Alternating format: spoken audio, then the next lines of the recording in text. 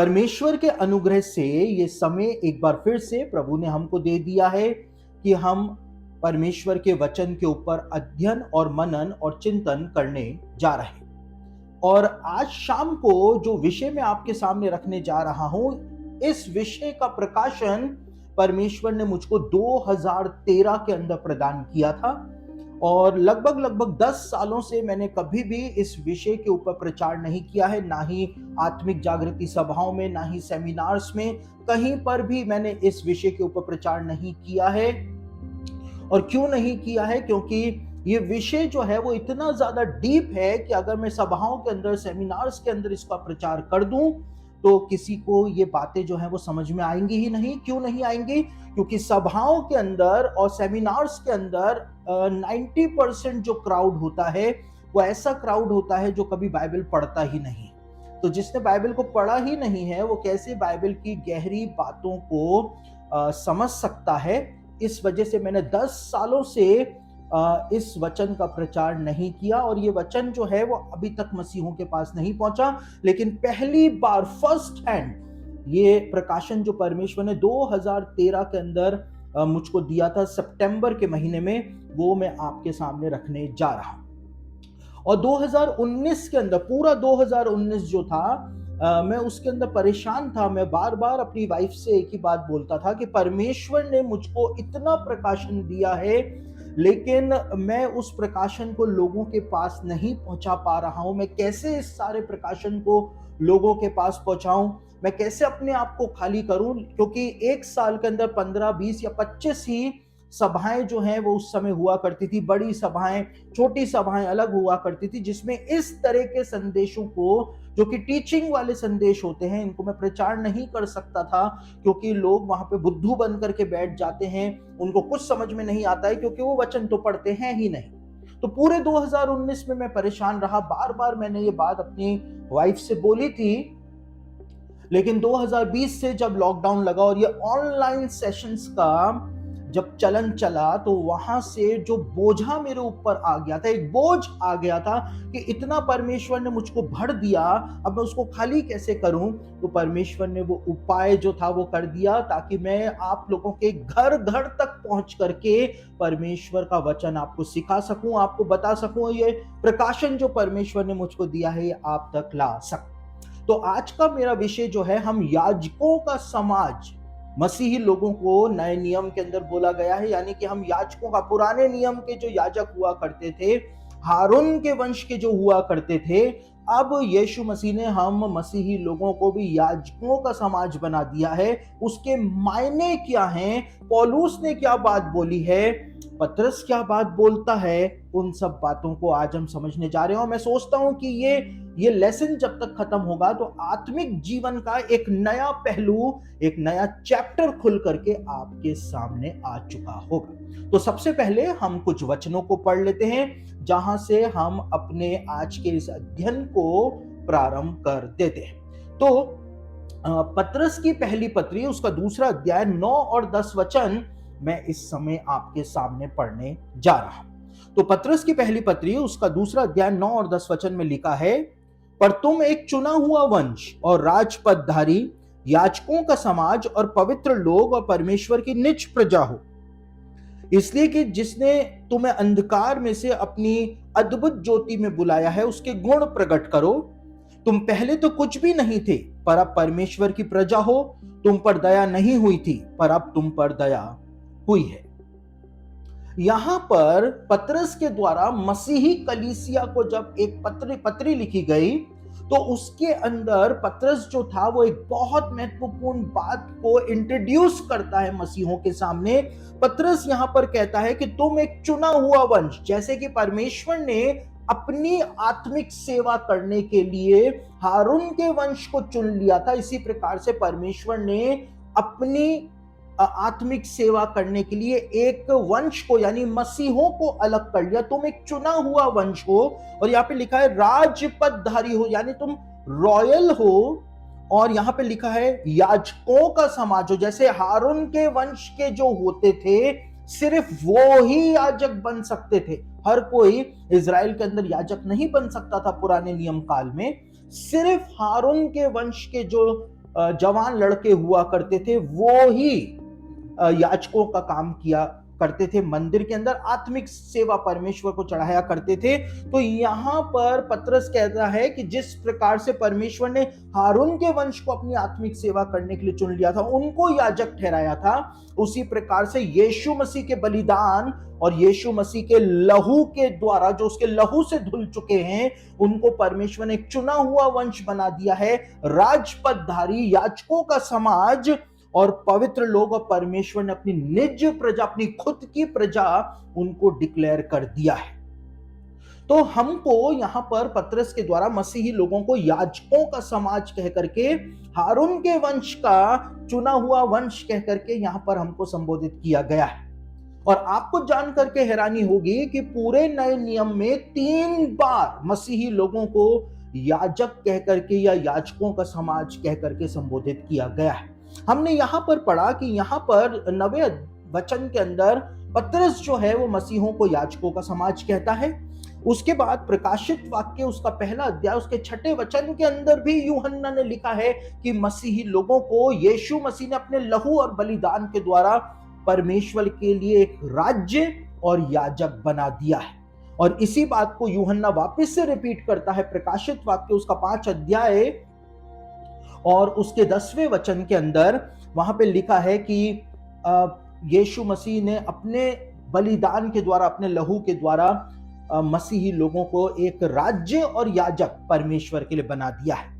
तो नए नियम में 3 बार इस बात को रिपीट किया गया है कि मसीही लोग साधारण नहीं है। एक विश्वासी जो घर में बैठा हुआ है बेचारा बन करके, वो भी कोई साधारण व्यक्ति नहीं है, लेकिन चुने हुए वंश का वो मेंबर है, चुने हुए वंश से संबंधित है, और वो राजपदधारी है, वो याजकों के समाज के अंदर आता है। वो कोई ऐरा गैरा नहीं है, लेकिन यीशु ने अपने लहू के सामर्थ्य से परमेश्वर के लिए हमको एक राज्य और याजक जो है वो बना दिया है। और इब्रानियों की पत्री उसका 6 अध्याय उसके 20वें वचन को जब पढ़ें तो वहां पर यीशु मसीह को महायाजक बोला गया है। यानी यीशु मसीह महायाजक है। जिस प्रकार से हारून के वंश में याजकों के ऊपर महायाजक हुआ करता था, इसी प्रकार से सारे मसीही लोग याजकों का समाज हैं और हम याजक हैं, और हमारे ऊपर महायाजक यीशु मसीह है, जैसा कि हारून के वंश के अंदर हुआ करता था, जैसे कि पुराने नियम के अंदर व्यवस्था जो है वो बताई गई है। तो नया नियम इस बात की घोषणा करता है कि जितने भी लोग यीशु मसीह के ऊपर विश्वास करते हैं, उसके लहू से धुल जाते हैं, उसको मसीह के रूप में ग्रहण कर लेते हैं, तो वो सारे के सारे विश्वासी जो हैं वो याजकों के समाज के अंदर शामिल हो जाते हैं। यानी आज करोड़ों अरबों लोग जब विश्वासी हैं तो उनको बाइबल का नया नियम याजकों का समाज घोषित करता है।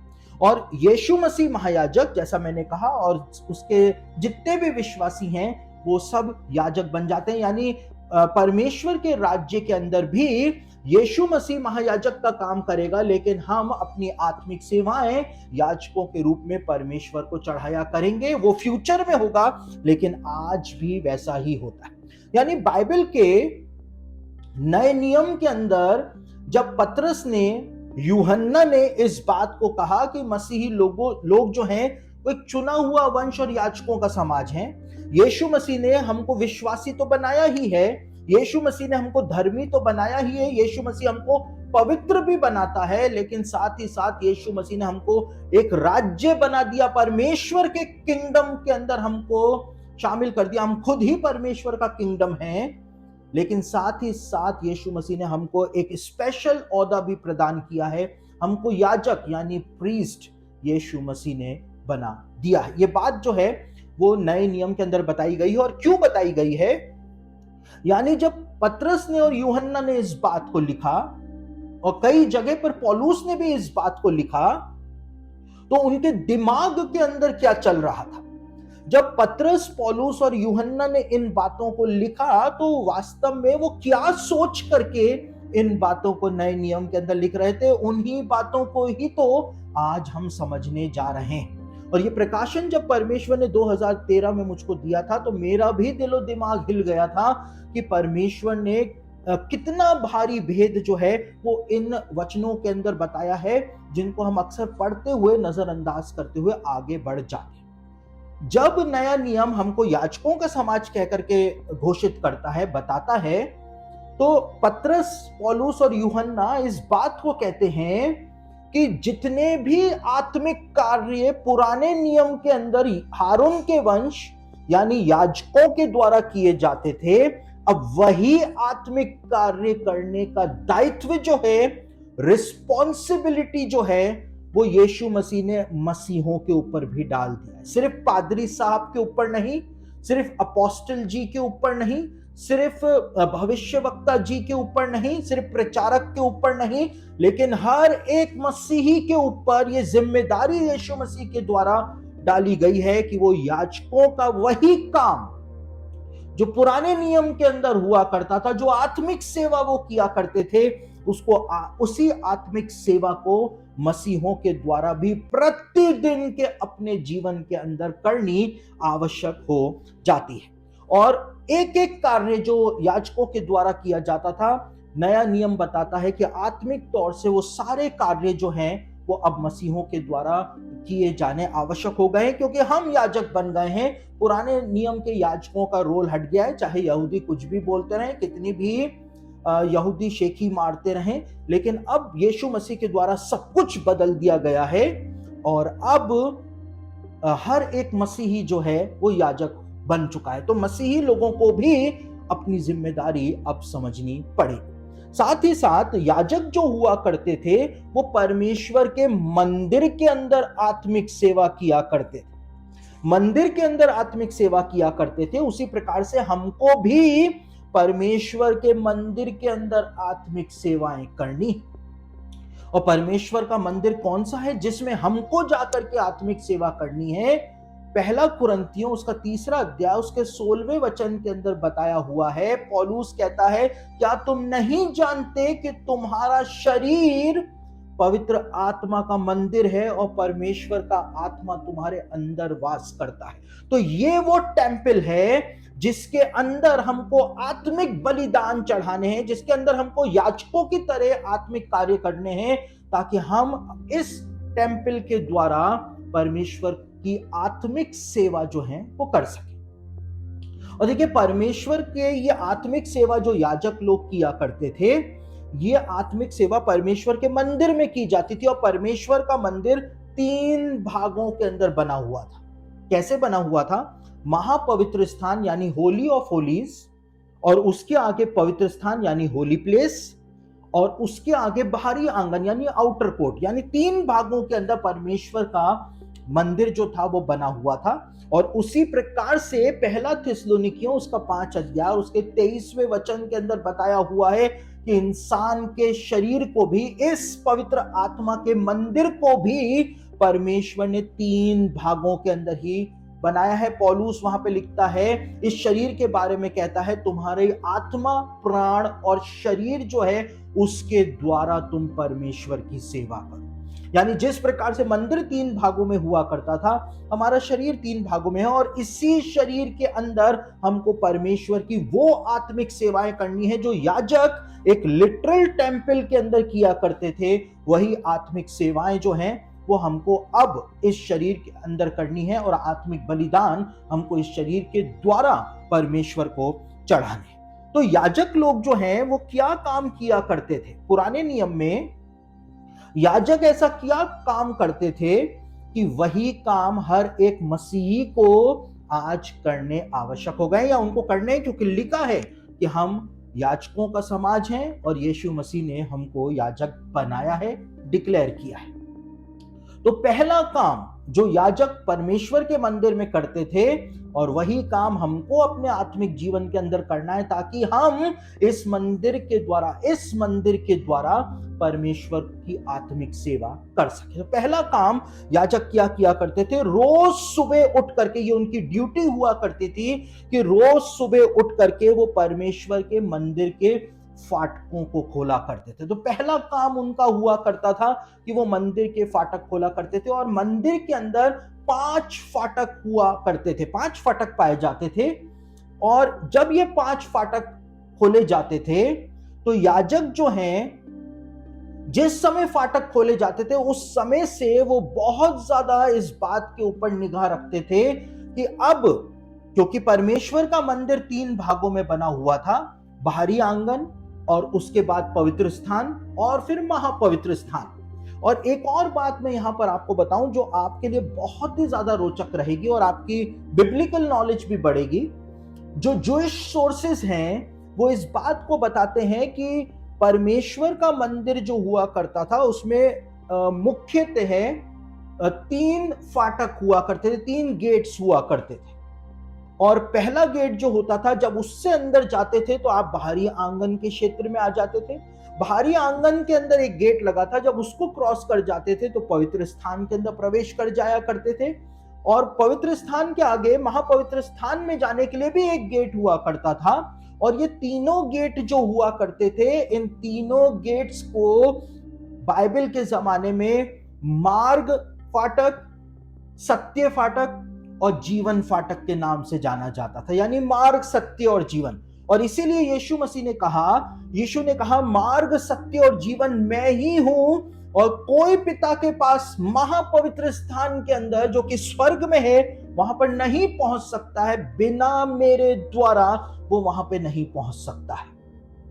तो याजक जो हैं, जब वो इन 5 फाटकों को खोल दिया करते थे हर दिन सुबह के समय, तो वो निगाह रखते थे कि इन तीनों फाटकों से, जो कि मार्ग, सत्य और जीवन फाटक हुआ करते थे, इन तीनों फाटकों से कोई भी अशुद्धता या कोई भी अशुद्धता की दशा के अंदर परमेश्वर के मंदिर के अंदर प्रवेश ना करने पाए। तो ये उनकी ड्यूटी होती थी कि वो निगाह रखते थे लोगों पर कि ये प्रॉपर नहा करके, अपने आप को शुद्ध करके परमेश्वर के मंदिर में तो आ रहे हैं, कहीं ये अशुद्धता की दशा में तो नहीं आ रहे, कोई भी अनक्लीन चीज मंदिर में उन तीनों फाटकों को पार करती हुई अंदर ना चली जाए, इसका याजक ध्यान रखा करते थे। ये उनकी रिस्पॉन्सिबिलिटी होती थी 5 फाटकों को खोलने के बाद।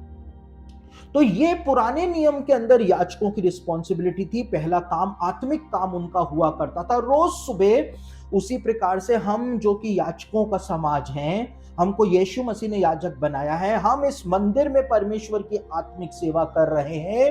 तो ये हमारे लिए आवश्यक है कि रोज सुबह जब हम सो करके उठते हैं, और सो करके उठने के बाद हमारे जो 5 सेंसेस हैं जो उस समय एक्टिवेट हो जाते हैं या जग जाते हैं, तो जब हमारे 5 सेंसेस एक्टिवेट हो जाते हैं तो ये हमारा काम है कि सुबह से लेकर के जब तक हम रात को सोते नहीं है, जब तक मंदिर के फाटक बंद नहीं होते हैं, हमको ध्यान रखना है कि कोई भी ऐसा पाप, कोई भी ऐसी बात, कोई भी ऐसी चीज इन 5 सेंसेस से होकर के कहीं हमारे अंदर ना प्रवेश कर जाए, जो कि 3 भागों के अंदर बने हुए, हमारी आत्मा तक कोई ऐसी बात ना पहुंच जाए कि परमेश्वर के साथ हमारा संबंध जो है वो टूट जाए।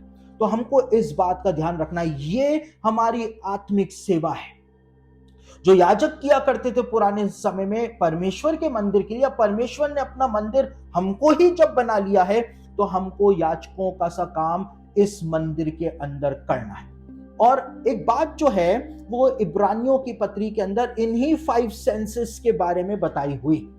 इब्रानियों की पत्री उसका 5वां अध्याय और उसके 14वें वचन को जब हम पढ़ते हैं तो वहां पर ये जो सेंसेस हैं, इंद्रियां जो हैं, इनके बारे में एक महत्वपूर्ण बात बोली गई है। और क्या बोला गया है हम उसको एक बार पढ़ लेते हैं। इब्रानियों 5:14 में लिखा है, पर अनसियानों के लिए है जिनकी ज्ञान इंद्रियां, 5 सेंसेस, अभ्यास करते करते भले बुरे में भेद करने में निपुण हो गई।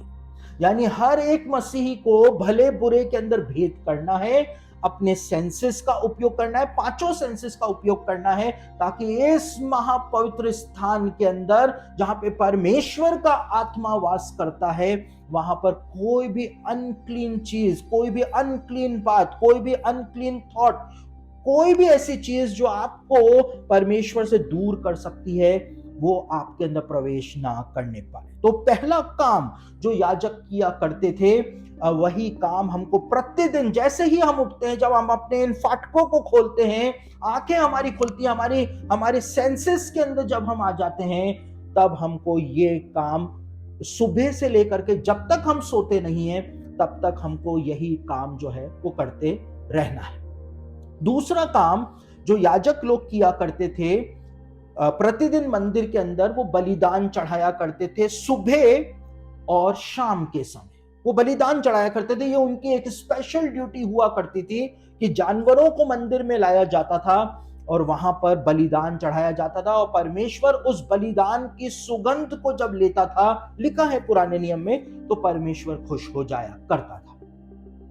तो परमेश्वर के मंदिर में, और खास तौर से सुबह के समय, सुबह जब सनराइज होता था उस समय परमेश्वर के मंदिर के अंदर एक मेमने का बलिदान किया जाता था, और जब सनसेट होता था उस समय भी परमेश्वर के मंदिर में याजक जो है एक मेमने का बलिदान चढ़ाया करते।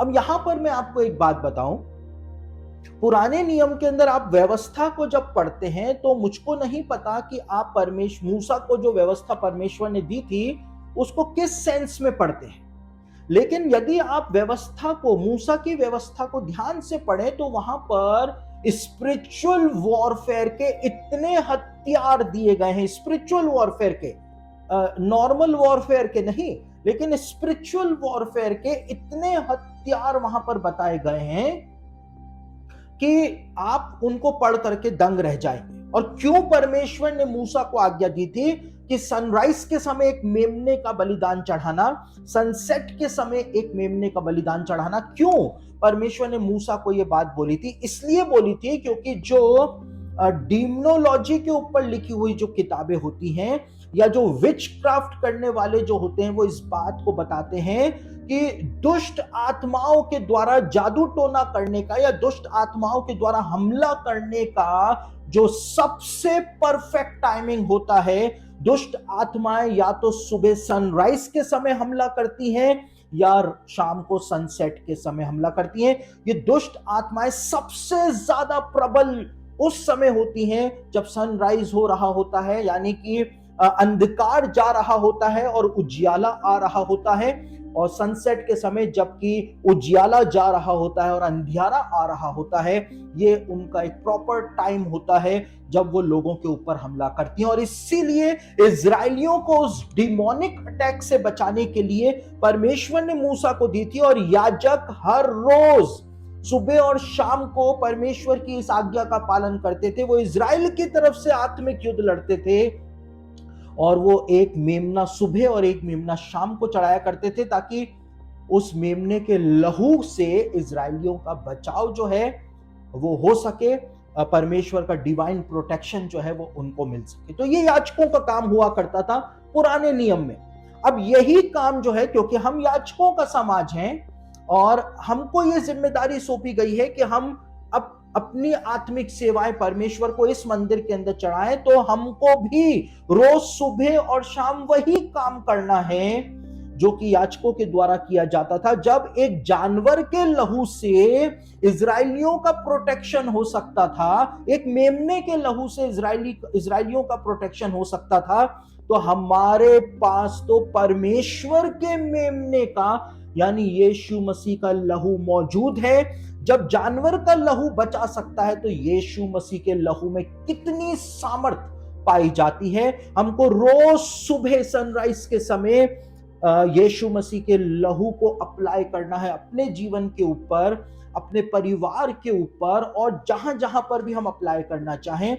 और सनसेट के समय भी जब हम प्रार्थना करते हैं तो हमको यीशु मसीह के लहू को अप्लाई करना है। अब ऐसा तो है नहीं कि किसी बॉटल के अंदर यीशु मसीह का लहू मिलता हो। आज कई सारे ज्ञानी आ गए हैं, और ये शिक्षा जो है, ये शिक्षा जो जिसके बारे में मैं आपको बता रहा हूं, गलत शिक्षा जो है, ये अमेरिका से निकली है। और अमेरिका से कब निकली है? 1990s का जो जमाना था, 1990s का जो जमाना था, तब कुछ होशियार लोग अमेरिका के अंदर आए थे, होशियार पादरी प्रचारक, और उन्होंने इस गलत शिक्षा को बनाया था कि हम यीशु मसीह के लहू को अप्लाई नहीं कर सकते। और वहां से भारत के अंदर तो आनी है, हम नकलची बंदर हैं, जो अमेरिकन करेगा वो तो हम करेंगे ही करेंगे, चाहे वो गलत ही क्यों ना हो। तो जब ये शिक्षा भारत आई तो भारत के अंदर भी कई सारे होशियार पादरी, कई सारे होशियार प्रचारक जो हैं, उन्होंने ये प्रचार करना शुरू कर दिया कि हम यीशु मसीह के लहू को क्लेम नहीं कर सकते, हम ये नहीं बोल सकते हैं कि यीशु मसीह के लहू से ढकता हूं या ढकती हूं, या यीशु मसीह के लहू को मैं यहां पर अप्लाई करती हूं, हम नहीं बोल सकते हैं। कईयों ने ऐसा प्रचार करना शुरू कर दिया, जबकि एक स्टडी के अंदर मैं पहले ही बता चुका हूं, वो हिब्रू वर्ड, वो ग्रीक वर्ड से मैंने आपको बताया था कि लिखा हुआ है बाइबल में, कहीं मना नहीं किया गया है। और जब हमको लहू अप्लाई करना है यीशु मसीह का, लिखा है प्रकाशित वाक्य में कि जितने भी विश्वासी हैं वो यीशु के लहू के द्वारा, अपनी गवाही के वचन के द्वारा शैतान के ऊपर जयवंत हुए। हम उस वचन को पढ़ लेते हैं एक बार। यहां पर क्या लिखा है 12वें अध्याय प्रकाशित वाक्य के अंदर 11वें पद के अंदर लिखा हुआ है, वे मेमने के लहू के कारण और अपनी गवाही के वचन के कारण उस पर जयवंत हुए। यानी शैतान के ऊपर जय मसीही लोगों ने कैसे पाई है? यीशु मसीह के लहू के द्वारा। और लोग कहते हैं यीशु मसीह के लहू को क्लेम मत करो, यीशु मसीह के लहू को अप्लाई मत करो, तो वो बाइबल के खिलाफ जाने का काम करते हैं। यीशु मसीह का लहू अब बॉटल के अंदर, किसी बॉटल में या पैकेट के अंदर तो आता नहीं है कि हम उसको निकाल करके हर जगह छिड़क दें, तो हमको उसको बोल करके ही अप्लाई करना पड़ेगा। तो जब हम बोल करके अप्लाई करते हैं, तो जो काम याजक किया करते थे सुबह और शाम को, जब हम कहते हैं कि यीशु के लहू को अप्लाई करता हूं, हम प्रोक्लेम करते हैं इस बात को, तो यीशु के लहू का प्रोटेक्शन जो है वो हमारे ऊपर, हमारे परिवार के ऊपर, हमारी हर एक चीज के ऊपर आ जाता है।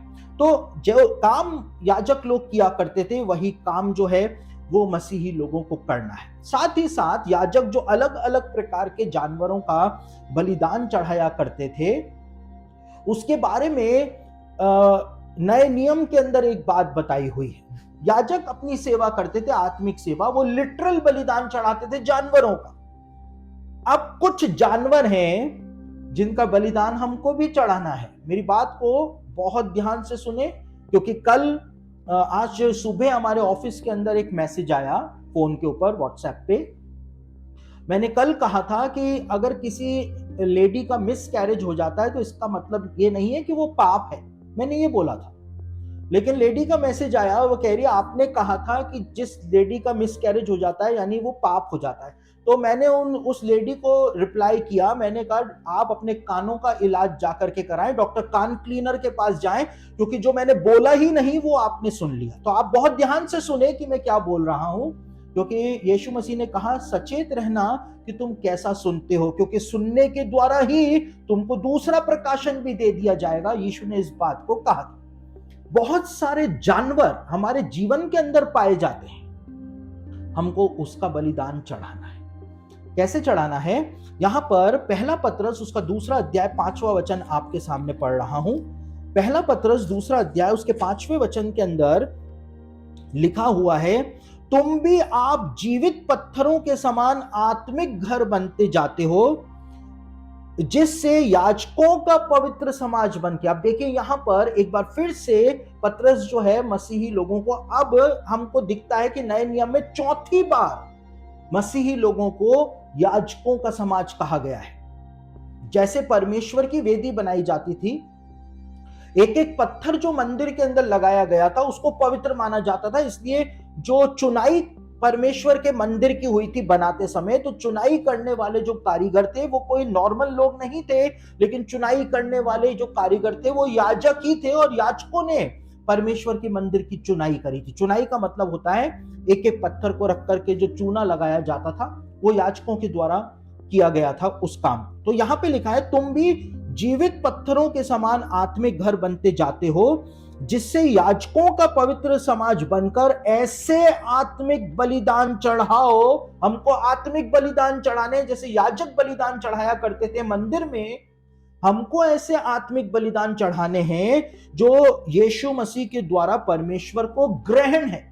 हमको ऐसे बलिदान नहीं चढ़ाने हैं जो परमेश्वर को ग्रहण है ही नहीं, दिखावा नहीं करना है, लेकिन सच्चे बलिदान हमको चढ़ाने हैं, और जो कि यीशु मसीह के द्वारा, क्योंकि महायाजक यीशु मसीह है, हम याजक हैं, हम यीशु मसीह के अंडर में काम करते हैं, यीशु मसीह के नीचे हम लोग काम करते हैं। हमारा बॉस यीशु मसीह है। जैसे महायाजक याजकों का बॉस हुआ करता था, वैसे यीशु मसीह हमारा बॉस है, और हम जो भी बलिदान चढ़ाते हैं उस आत्मिक वेदी पर वो यीशु मसीह के द्वारा परमेश्वर को ग्रहण हो, ऐसे बलिदान हमको चढ़ाने। और हमको किन आत्मिक बलिदानों को चढ़ाना है, ऐसा हम क्या बलिदान चढ़ाएं? मैंने कहा हमारे जीवन के अंदर कई सारे जानवर पाए जाते हैं हमारे जीवन के अंदर, और हमको कैसे आत्मिक बलिदान चढ़ाने हैं जो परमेश्वर को ग्रहण योग्य हो। रोमियो की पत्री उसका 12 अध्याय, अब देखिए पौलुस भी उसी बात को लिंक कर रहा है, उसी बात को कनेक्ट कर रहा है जो पुराने नियम में याजक किया करते थे।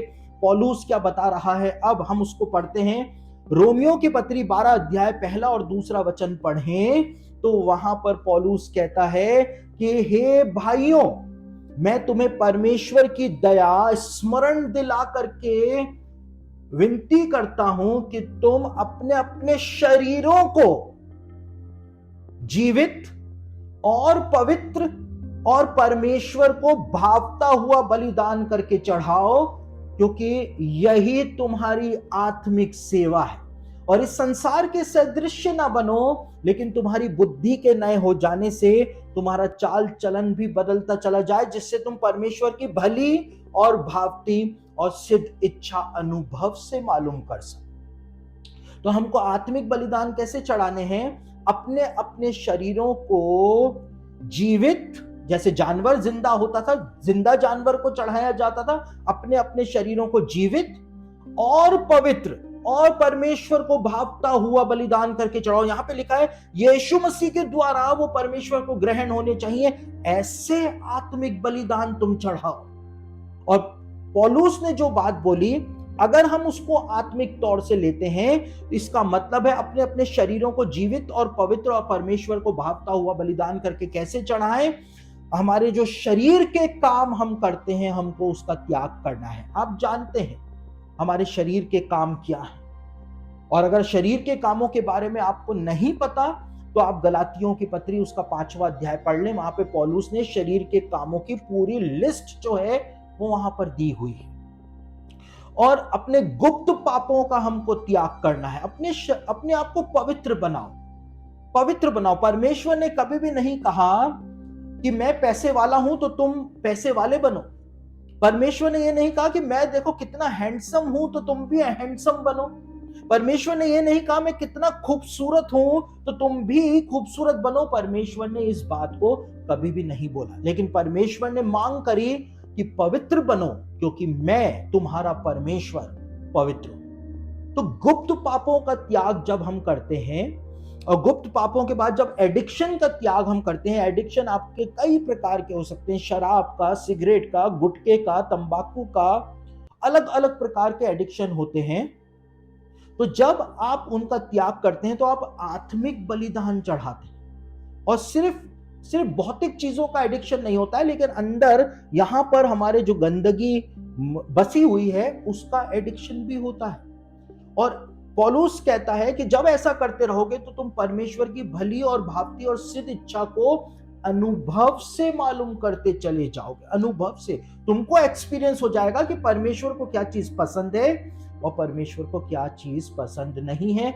ये बात तुमको समझ में आ जाएगी। तो इस प्रकार के आत्मिक बलिदान, अंदर कई सारे जानवर हैं, कई सारे जानवर हैं हमारे अंदर जो पाप के रूप में पाए जाते हैं। उन जानवरों का बलिदान हमको उस वेदी के ऊपर चढ़ाना है। जैसे याजक जानवरों का, जिंदा जानवरों का बलिदान चढ़ाया करते थे, हमको स्पिरिचुअल सेंस में, आत्मिक रूप से अपने अंदर के जो वो जानवर हैं जो कि पाप के रूप में मौजूद हैं, उनका बलिदान उस वेदी के ऊपर चढ़ाना है, ताकि यीशु मसीह के द्वारा परमेश्वर को वो बलिदान ग्रहण हो और हमारी आत्मिक सेवा हम पूरी कर सकें। और ये काम एक बार नहीं, एक महीने में एक बार नहीं, या एक साल में एक बार नहीं, 20 साल में एक बार नहीं, लेकिन ये काम याजकों के द्वारा प्रतिदिन किया जाता था।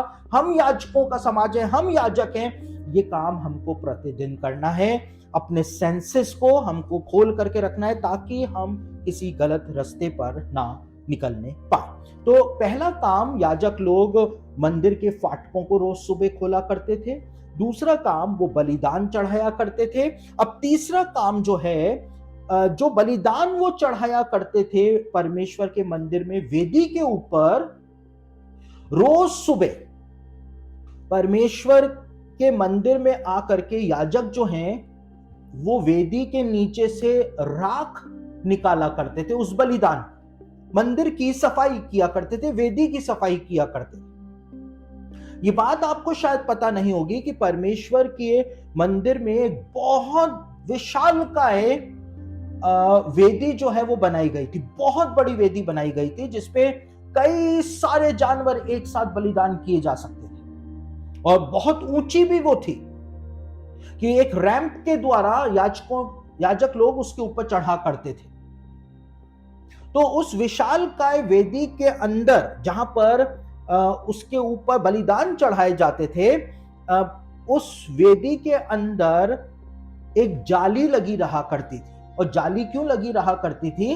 ताकि जब लकड़ियों के ऊपर बलिदान चढ़ाए जाएं तो जैसे जैसे लकड़ियां और बलिदान जलता जाए तो उस जाली से उनकी राख जो है वो नीचे गिरती जाए, और रोज सुबह वो राख जो है वो वहां से याजक लोग जो है वो जमा किया करते थे, उसको वहां से उसकी सफाई किया करते थे। यहां पर आपको बीच में रोक करके एक और बात समझा देता हूं।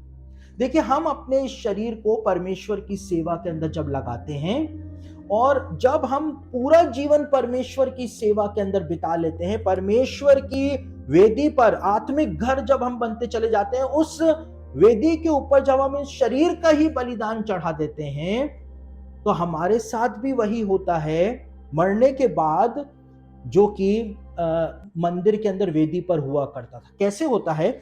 मैं वो वचन आपको पढ़ा देता हूं। प्रकाशित वाक्य उसका 6 अध्याय के अंदर वो बात जो है वो बताई हुई है कि जब लोग मरे तो उनकी आत्माओं के साथ क्या हुआ। यहां पे प्रकाशित वाक्य उसका 6 अध्याय उसके 9वें वचन के अंदर क्या लिखा हुआ है? जब उसने 5वीं मुहर खोली तो मैंने वेदी के नीचे परमेश्वर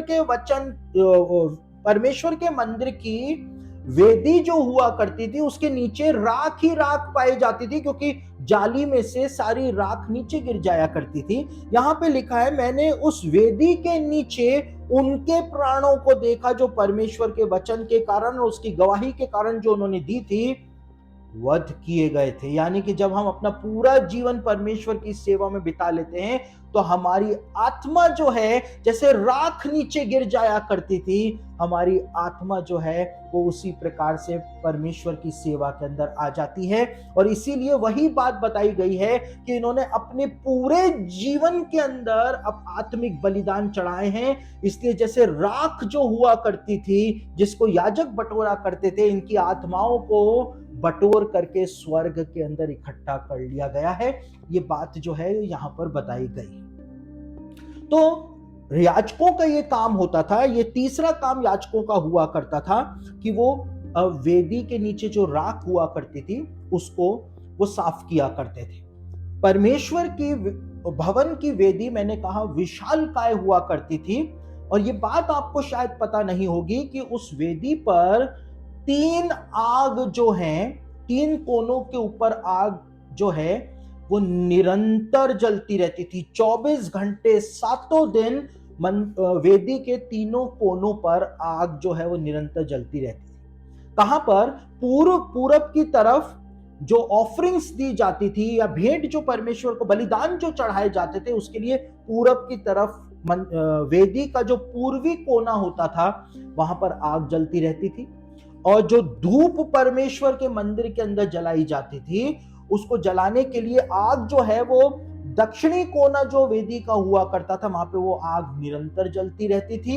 और एक आग जो होती थी वो वेदी का जो उत्तरी कोना, नॉर्दर्न कॉर्नर जो हुआ करता था, वहां पर निरंतर जलती रहती थी, ताकि ये दोनों आग जो है उसकी सप्लाई पूरी रहने पाए और ये आग जो है कभी बुझने ना पाए। इसलिए नदिन आग जो है वो जलती रहा करती थी। और जोइश टेक्स्ट बताता है, तालमुद और रबैनिकल लिटरेचर जो है वो इस बात को बताता है कि चाहे बारिश आ जाए, और यरूशलेम में जब बारिश आती है तो बहुत मूसलाधार आती है, चाहे बर्फ पड़ जाए, यरूशलेम में बर्फ भी पड़ती है। आप जनवरी के महीने में जाएं तो आपको पता चलेगा ठंड पवित्र भूमि में कैसी होती है। तो चाहे बर्फ पड़ जाए, चाहे बारिश आ जाए, लेकिन ये मिरेकल परमेश्वर के मंदिर के बाहरी आंगन के अंदर हुआ करता था कि कितनी भी मूसलाधार बारिश आ जाए, लेकिन वेदी के तीनों कोनों पर जलने वाली ये आग जो है वो कभी बुझा नहीं करती थी, कभी बुझा नहीं करती थी। चाहे आंधी तूफान आ जाए, कभी नहीं बुझा करती। तो ये मिरेकल होता था कि आग निरंतर जलती रहती। यीशु मसीह ने कहा तुम्हारी मशालें जलती रहें, तुम्हारे दिए हमेशा जलते रहें। क्यों? क्योंकि मंदिर के अंदर वो आग जलती रहती थी। हमेशा अपने आत्मिक बलिदान चढ़ाने के लिए, आत्मिक सेवा करने के लिए तुम हमेशा तैयार रहो। तुम्हारी तैयारी प्रॉपर होनी चाहिए। पौलुस ने तीमुथियुस को कहा समय और असमय तैयार रहे, क्योंकि रात को 12 बजे भी यदि आत्मिक बलिदान चढ़ाना है तो आग जो है वो वेदी के ऊपर पाई जाती थी, वो जलती रहा करती थी। तो ये वेदी जो हुआ करती थी, इस पे 3 आग जो है वो निरंतर जलती रहती थी और प्रतिदिन बलिदान जो है वो चढ़ाए जाते थे, जैसा मैंने आपको बताया। और जो भी बलिदान चढ़ाए जाते थे उनका जो रिमेन्स होता था, राख जो होती थी, वो भी हटा दी जाती थी।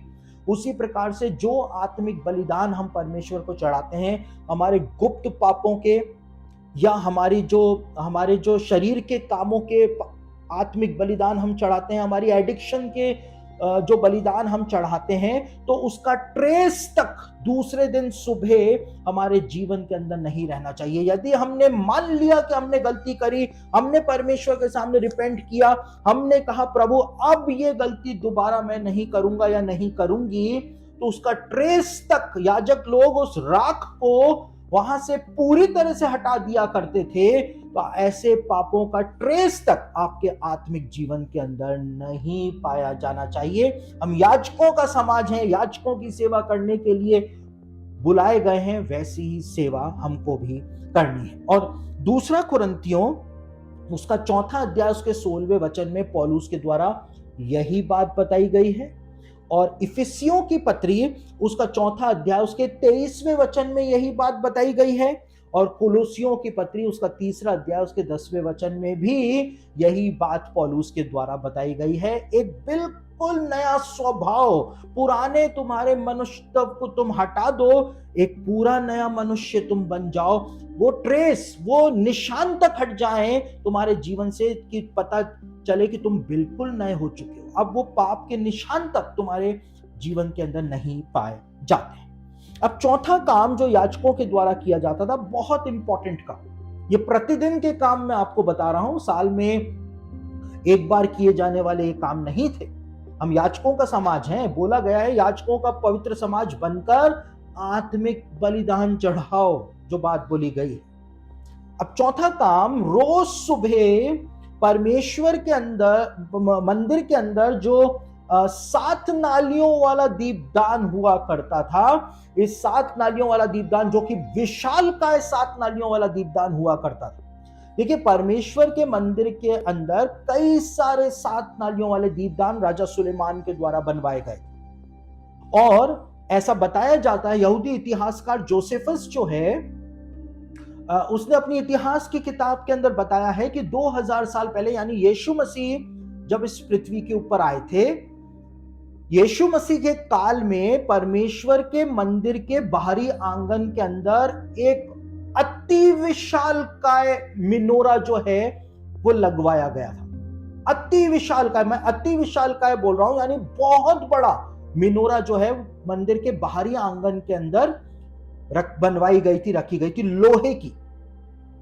और जब रात को उसको जलाया जाता था तो उसके अंदर से इतनी रोशनी निकला करती थी, क्योंकि वो हद से ज्यादा विशाल थी और बाहरी आंगन के अंदर वो खड़ी रहा करती थी। जोसेफस ने अपनी इतिहास की किताब के अंदर बताया है कि जैतून पर्वत के ऊपर कोई व्यक्ति बैठ करके, क्योंकि इतनी लाइट उस मिनोरा में से निकला करती थी जो बाहरी आंगन में लगी हुई थी, इतनी लाइट निकला करती थी कि मोरिया पर्वत के ऊपर वो मिनोरा बाहरी आंगन में जला करती थी। और जैतून पर्वत पर बैठ करके कोई भी मूसा की व्यवस्था उस रोशनी में पढ़ लिया करता था सरलता के साथ। यानी कितना प्रकाश जो है वो मिनोरा दिया करती होगी।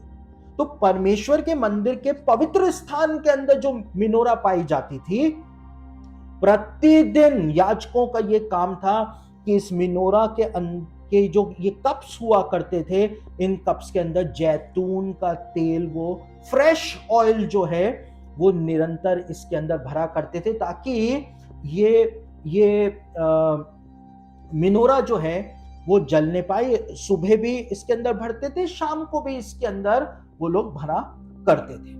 तो इस प्रकार से ये याजकों का एक आत्मिक कार्य हुआ करता था, जिसको याजक लोग परमेश्वर की सेवा के लिए किया करते थे। अब इसी को हम कैसे देख सकते हैं? जैसे 7 नालियों वाला दीपदान हुआ करता था, उसी प्रकार से यशाया उसका 11 अध्याय उसके दूसरे वचन के अंदर परमेश्वर के आत्मा के 7 मैनिफेस्टेशंस बताए गए। और प्रकाशित वाक्य के अंदर परमेश्वर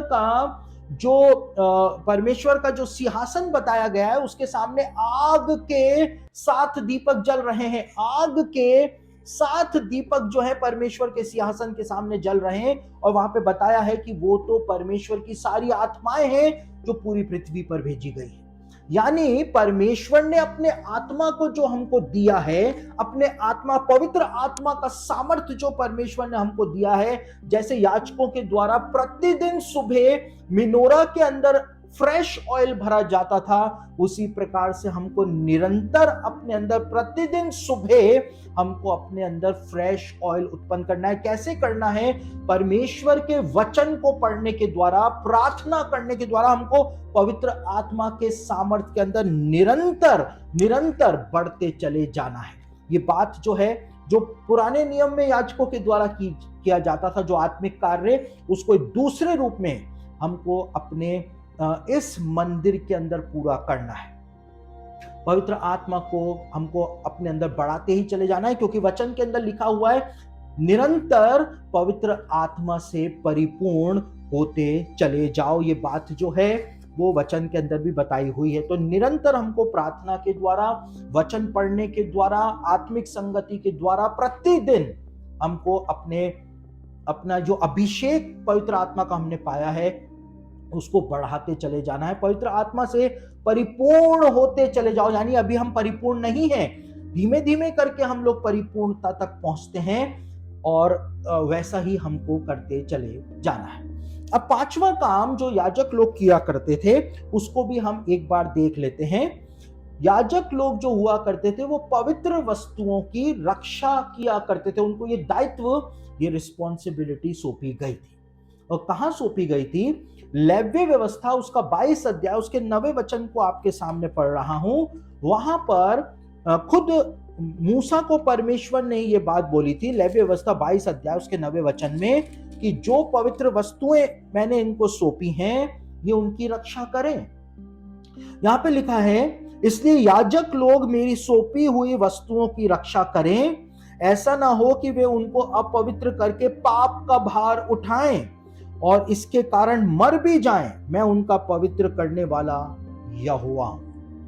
याजकों की ये रिस्पॉन्सिबिलिटी हुआ करती थी कि परमेश्वर के मंदिर के जो तीनों पार्ट्स थे, महापवित्र स्थान, पवित्र स्थान और बाहरी आंगन, तीनों जगहों पर जो पवित्र वस्तुएं रखी हुई थी, वाचा का संदूक था, मिनोरा थी, भेंट की रोटियों की मेज थी, धूप की वेदी थी, बाहर जो है पीतल की हौदी थी, उसके बाद वेदी थी, और भी जो दूसरी चीजें थी, ये पवित्र वस्तुएं उनको सौंपी गई हैं। ये उनकी रक्षा करें, ऐसा ना हो कि ये उनको अपवित्र कर दें और अब उसके पाप का भार इनको उठाना पड़ेगा, और पाप का भार जब ये उठाएंगे, जब ये उनको अपवित्र करेंगे, तो ये मर भी जाएंगे। परमेश्वर ने कहा था, क्योंकि मेरी सौंपी हुई जो चीजें हैं उनको ये अशुद्ध कर देंगे, अपवित्र कर देंगे। तो ये याजकों की एक रिस्पॉन्सिबिलिटी हुआ करती थी कि मंदिर की पवित्र वस्तुओं की वो जो तीनों जगह के ऊपर हुआ करती थी, महापवित्र स्थान, पवित्र स्थान और बाहरी आंगन में जो हुआ करती थी, उनकी रक्षा करने का दायित्व जो था, रिस्पॉन्सिबिलिटी जो थी, वो याजकों को ही सौंपी गई थी। अब नया नियम हमको एक बात बताता है, नया नियम हमको बताता है कि हमको भी कुछ चीजें जो है आत्मिक तौर से सौंपी गई हैं, और परमेश्वर मांग करता है कि हर एक मसीही को जो चीजें सौंपी गई हैं, क्योंकि अब हम याजकों का समाज, हम खुद याजक हैं, तो जो वस्तुएं हमको सौंपी गई हैं उनकी हिफाजत हमको करनी है, वरना हमको भी अपने पापों का भार उठाना पड़ेगा और हम भी मर भी सकते हैं यदि हमने उन सौंपी हुई चीजों को अपवित्र किया, उनको अशुद्ध किया, तो वहां पे मृत्यु भी आ सकती है। और जैसे महापवित्र स्थान, पवित्र स्थान और बाहरी आंगन की बात की गई थी, वहां पे जो पवित्र वस्तुएं थी, उसी प्रकार से हमारा ये मंदिर जो है, आत्मा, प्राण और शरीर जो है, इसके अंदर हमको कुछ चीजें सौंपी गई हैं। और क्या क्या चीजें हमको सौंपी गई हैं? पहली चीज जिसके बारे में यहूदा की पत्री उसका पहला अध्याय उसके 3 वचन के अंदर बताया हुआ है, वहां पर एक ऐसी चीज के बारे में बताया हुआ है जो परमेश्वर ने हमको विश्वास योग्य समझ करके हमको सौंपी है, और हमको वो वरदान भी दिया है, और हमको उसको किसी भी कीमत पर खोना नहीं है। तो यहूदा की पत्री जिसमें एक ही अध्याय है, उसके 3 वचन में लिखा है, हे प्रियो, जब मैं तुम्हें उस उद्धार के विषय में लिखने में अत्यंत परिश्रम से प्रयत्न कर रहा था जिसमें हम सब सहभागी हैं, तो मैंने तुम्हें यह समझाना आवश्यक जाना कि उस विश्वास के लिए पूरा यत्न करो जो पवित्र लोगों को एक बार सौंपा गया है। हमको कुछ चीजें सौंपी गई है। परमेश्वर ने मूसा को कहा, याजकों से कहना, जो चीजें मैंने तुमको सौंपी हैं उसकी रक्षा करना, वरना उसके पाप का भार तुमको उठाना पड़ेगा, तुम मर भी जाओगे। वैसे ही हमको पहली चीज यहां पर सौंपी गई है। हम याजकों का समाज है, हमको परमेश्वर ने चुना हुआ वंश बनाया है, हमको जिम्मेदारी दी है, हमको विश्वास योग्य समझ के परमेश्वर ने दिया, ये वरदान दिया है, विश्वास का वरदान। उस विश्वास के लिए पूरा यत्न करो जो पवित्र लोगों को एक ही बार सौंपा गया है। और इसीलिए पौलुस तीमुथियुस को कहता है कि किसी भी प्रकार के विवाद के अंदर मत फंसना, शब्दों पर जिनको तर्क करने का रोग है। आज कितने लोग आ गए हैं यूट्यूब पे बैठ के शब्दों को कि हिब्रू में लिखा है, ग्रीक में यह लिखा है, आता जाता कुछ नहीं है। समझ रहे हैं ना? जो यूट्यूब पे बैठ के बोलते हैं ना कि ये हिब्रू में ये लिखा है और ग्रीक में ये लिखा है और ये नहीं है, वो नहीं है, वो एक दिन भी बाइबल कॉलेज नहीं गए हैं, एक बार भी बाइबल सेमिनरी उन्होंने नहीं देखी कि बाइबल सेमिनरी होती क्या है, थियोलॉजिकल एजुकेशन क्या होती है, उनको पता ही नहीं है। वो बैठ करके यूट्यूब के ऊपर आपको सिखाते हैं कि हिब्रू में ये लिखा है और ग्रीक के अंदर ये लिखा हुआ है, और आप लोग सीखते भी हैं। क्यों? क्योंकि क्या कहते हैं, अंधा अंधे को रास्ता दिखाएगा तो गुरु और चेला दोनों ही गड्ढे में गिरेंगे, खाई में गिरेंगे। तो वही आज हो रहा है। तो कुछ लोग जो है वो अंधे गुरुओं के पीछे भाग रहे हैं, खुद भी अंधे बन के गुरु और चेला दोनों खड्डे में जा रहे हैं। और कई वो कहते हैं ना, अंधों में काना राजा, तो कुछ ऐसे भी हैं, क्योंकि वचन तो पढ़ते हैं नहीं, तो सब अंधे हैं। तो उनमें एक है जिसने आधा अधूरा वचन पढ़ा है, तो वो अंधों में काना राजा बन के उनको बताता है हिब्रू में ये लिखा है, ग्रीक में ये लिखा है, और उनको पूरी तरह से भ्रमित कर देता है। पौलुस कहता है, शब्दों पर तर्क वितर्क करने का जिनको रोग है उनसे दूर रहना, उनके पास भी मत जाना। और पौलुस कहता है, कितने अपने विश्वास के जहाज को इसी कारण कितने लोगों ने डुबा लिया है। और जब उन्होंने डुबा लिया तो वो खुद भी मर गए, क्योंकि जहाज डूबा, सब कुछ खत्म। परमेश्वर ने कहा, जो चीजें तुमको सौंपी गई हैं उनकी हिफाजत करना। ये बात परमेश्वर के द्वारा बोली गई थी।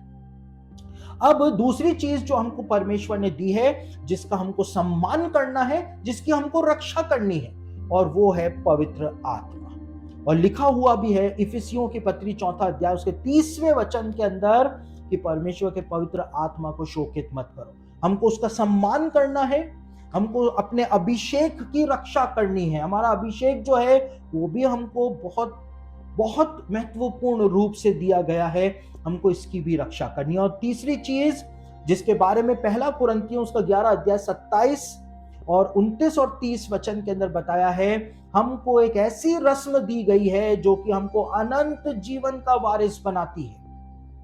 हमको यीशु मसीह का मांस और लहू दिया गया है। लिखा हुआ है, यीशु ने कहा, जो मेरा मांस खाता और मेरा लहू पीता है, अनंत जीवन उसी का है।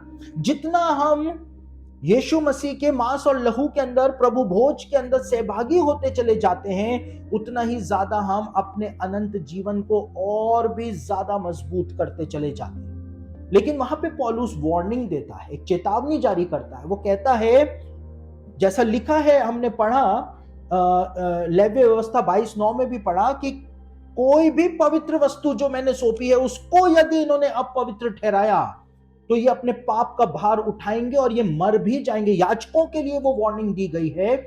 यहां पर याजकों का समाज जो मसीही लोग हैं उनको पौलुस वार्निंग देता है कि जो प्रभु की देह को खाते पीते समय उसका ध्यान नहीं देता है, पाप की दशा में उसको खा जाता है, तो इस खाने और पीने से अपने ऊपर आशीष नहीं, अपने ऊपर दंड लाता है। और इसीलिए पौलुस ने कहा, तुम में बहुत तेरे निर्बल और रोगी हैं और बहुत तेरे सो भी गए, यानी मर भी गए।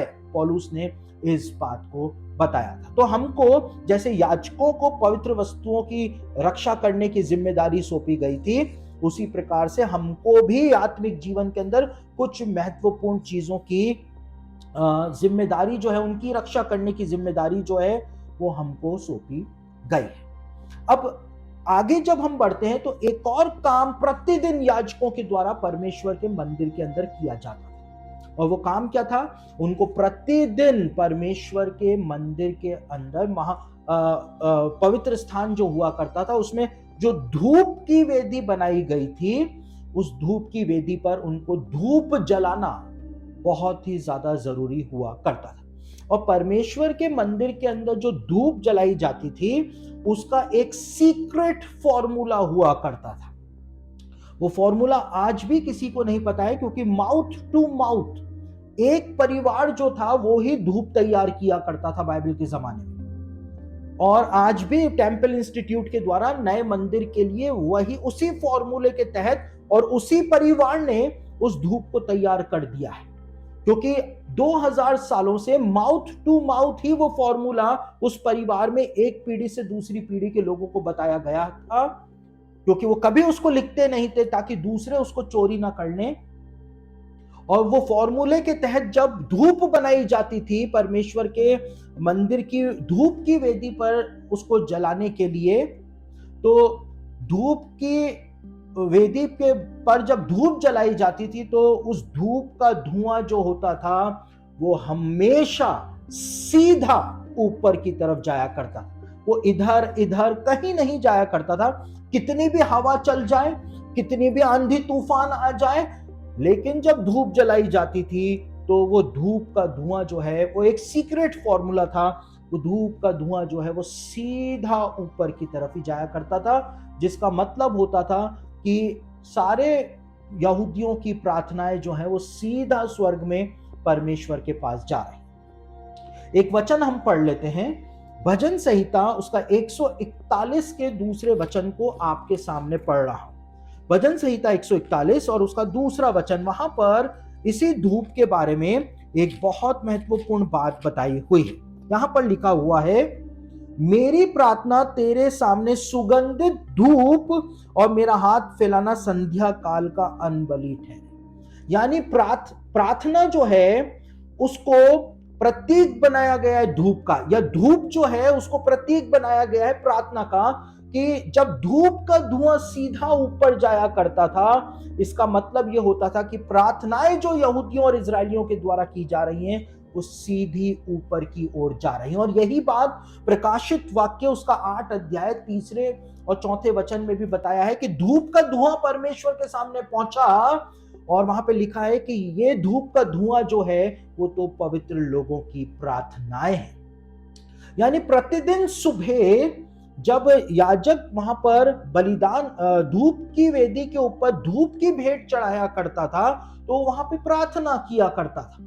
और 11 सामग्रियों से मिलकर के ये धूप जो है वो बनाई जाती थी। आपको जानकर के हैरानी होगी कि जिस प्रकार से 11 सामग्रियों को मिला करके धूप बनाई जाती थी, जिसको धूप की वेदी के ऊपर जलाया जाता था, और उसका मतलब होता था कि प्रार्थनाएं परमेश्वर के पास जा रही हैं, उसी प्रकार से बाइबल के अंदर भी 11 प्रकार की प्रार्थनाओं के बारे में ही बताया है कि जब विश्वासी 11 प्रकार की प्रार्थनाएं करते हैं तो वो प्रार्थनाएं जो है वो सीधी परमेश्वर के पास स्वर्ग में पहुंच जाती हैं, परमेश्वर उनको सुन लेता है।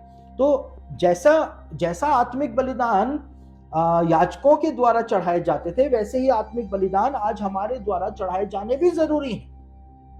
और ये धूप के ऊपर जो धूप की वेदी जो हुआ करती थी, जिस पर धूप जलाई जाती थी, वो ऐसे ही नहीं जला दी जाती थी, लेकिन जो वेदी बाहर की वेदी पे, बाहरी आंगन में जो विशालकाय वेदी हुआ करती थी, मैंने आपको बताया था कि एक आग जो है वेदी के पूर्वी कोने पर, ईस्टर्न कॉर्नर पर वो जलती रहा करती थी, और एक आग जो होती थी वो सदर्न कॉर्नर में जलती रहा करती थी। तो जो सदर्न कॉर्नर हुआ करता था, जहां पर वो आग निरंतर जलती रहा करती थी, रोज सुबह याजक जो है, हर इतने सारे याजक थे, कौन परमेश्वर के सामने जाकर के धूप की वेदी पर धूप जलाएगा? क्योंकि परमेश्वर के सामने जाकर के वेदी पर धूप जलाने का मतलब होता था समस्त इजरायलियों की तरफ से प्रार्थना करना, और वो धूप का धुआं जब ऊपर जाता था तो परमेश्वर उन प्रार्थनाओं को ग्रहण भी करे। तो लिखा हुआ है, जैसा हम लूका रचित सुसमाचार उसके पहले अध्याय के अंदर पढ़ते हैं, कि अबिया के दल का एक याजक था जकरिया, उसका चुनाव किया गया था।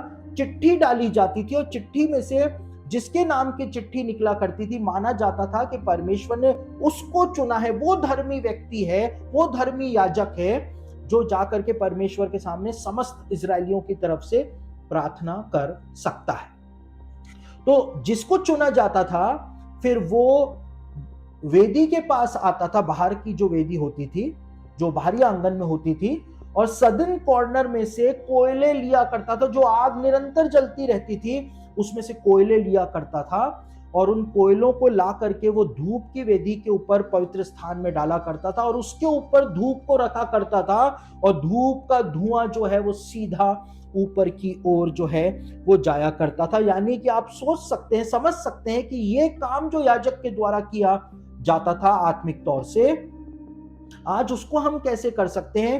वेदी के बलिदान की जो आग है, कोयले जो हैं, उनको धूप के साथ मिला करके परमेश्वर को चढ़ाया जाता था। यानी कि जब हमने रिपेंट कर लिया, हमने जब पश्चाताप कर लिया अपने अपने पापों से, एक पश्चाताप करने वाला दिल जो होता है, जब वो परमेश्वर से प्रार्थना करता है, तब ही परमेश्वर उस प्रार्थना को सुनता है। जब हमने आत्मिक बलिदान चढ़ा दिया, हमने रिपेंट कर लिया, अपने पापों से छोड़ दिया उन पापों को, तब जाकर के परमेश्वर हमारी प्रार्थना जो है वो सुन लेता है। और उसके बाद धूप चढ़ाने वाला व्यक्ति जो हुआ करता था, वो धर्मी होना जरूरी था, वरना परमेश्वर प्रार्थना नहीं सुनेगा। और धर्मी कैसे? क्योंकि वो धर्म के काम उसने किए होते थे, उसका चुनाव किया जाता था, चिट्ठी डाली जाती थी, तब जाकर के वो सबकी ओर से प्रार्थना कर पाता था, धूप जला पाता था। यानी परमेश्वर के साथ जिसका संबंध ठीक नहीं होता था, उसके नाम पर कभी भी चिट्ठी जो है वो नहीं निकला करती। तो हमारा संबंध जब तक परमेश्वर के साथ सही नहीं होगा, हम कितनी भी प्रार्थनाएं कर लें, उन प्रार्थनाओं का उत्तर कभी आएगा भी नहीं। और रोज सुबह और शाम जो है ये धूप की वेदी पर धूप जलाई जाती थी। हमको भी सुबह और शाम जो है निरंतर परमेश्वर से प्रार्थना करनी है। और याजक जो है, जब तक कि पूरा पवित्र स्थान धूप के धुएं से नहीं भर जाया करता था, तब तक वो धूप की वेदी के पास से हटा ही नहीं करता था। यानी कि जब हम प्रार्थना करें तो ऐसी प्रार्थना करें कि जब तक पवित्र आत्मा का सामर्थ्य हमारे चारों ओर ना आ जाए, तब तक हमको निरंतर आत्मिक तौर से परमेश्वर के सामने प्रार्थना, विनती और निवेदन लेकर के जाने ही जाने चाहिए। तो इस प्रकार से ये आत्मिक सेवा जो है, जो याजकों के द्वारा की जाती थी, उनको हम भी आज अपने आत्मिक जीवन के अंदर कर सकते हैं। अब जब धूप की वेदी पर धूप जलाई जाती थी और याजक जो हुआ करता था, वो सब लोगों की तरफ से प्रार्थना करता था, खुद के लिए भी प्रार्थना करता था, और धूप का धुआं सीधा ऊपर जाया करता था, जिसका मतलब था कि प्रार्थनाएं सीधी स्वर्ग में परमेश्वर के पास पहुंच रही हैं। और देखिए, यहूदियों के अंदर ये बात मानी जाती है, जिसके बारे में बाइबल में भी लिखा है। परमेश्वर कहता है, आकाश मेरा सिंहासन और पृथ्वी मेरे पैरों की चौकी। परमेश्वर ने इस बात को कहा। तो आकाश मेरा सिंहासन, यानी स्वर्ग में परमेश्वर का सिंहासन है और उसके पैरों की चौकी पृथ्वी पर है। और पृथ्वी पर उसके पैरों की चौकी कहां पर है? यह माना जाता था कि पृथ्वी पर उसके पैरों की चौकी यरूशलेम में है, जहां पर उसका मंदिर बना हुआ है। परमेश्वर के पैर वहीं पर ही पाए जाते हैं। आप इज़राइल जाएं तो इज़राइल के अंदर, जैसा मैंने बीते समय एक वीडियो संदेश भी दिया था इज़राइल से, इज़राइल की भूमि में कई जगह पर बिग फुट बने हुए हैं, पैर के निशान बने हुए हैं, जिनके लिए कहा जाता है फुटप्रिंट ऑफ गॉड, परमेश्वर के पैर के निशान बने हुए हैं। लेकिन परमेश्वर का जो मंदिर था उसके लिए स्पेसिफिकली माना जाता था कि वो परमेश्वर के चरणों की चौकी है। आकाश उसका सिंहासन है, लेकिन उसके पैर यरूशलेम में अपने मंदिर के अंदर वो रखता है। ये बात जो है वो परमेश्वर के लिए मानी जाती है। तो अब याजक जो हुआ करते थे, उनका एक और काम हुआ करता था। रोज जो वो करते थे वो मध्यस्थता किया करते थे। मध्यस्थता यानी कि वो इजरायलियों की तरफ से परमेश्वर से प्रार्थना करते थे, इजरायलियों की तरफ से आत्मिक युद्ध लड़ा करते थे।